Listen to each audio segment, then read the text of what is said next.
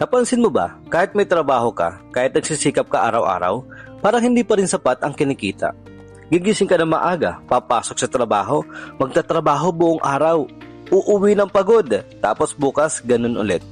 Pero pagdating ng katapusan ng buwan, parang mabilis mawala ang pera.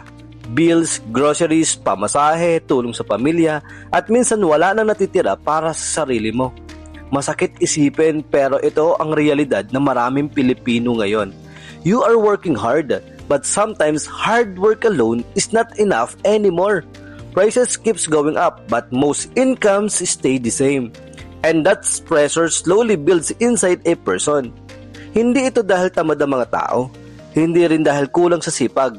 Ang totoo, karamihan sa atin iisa lang ang source ng income. May sinabi si Warren Buffett na tumatak talaga sa akin. If you don't find a way to make money while you sleep, you will work until you die. Kapag ang income mo ay nakatepende lang sa oras na nagtatrabaho ka, may limit talaga kung magkano ang kaya mong kitain. That's why many people today are looking for another source of income. Not because they are greedy, but because they want a better future for their family. Minsan, ang sagot doon ay negosyo o ibang opportunity para kumita.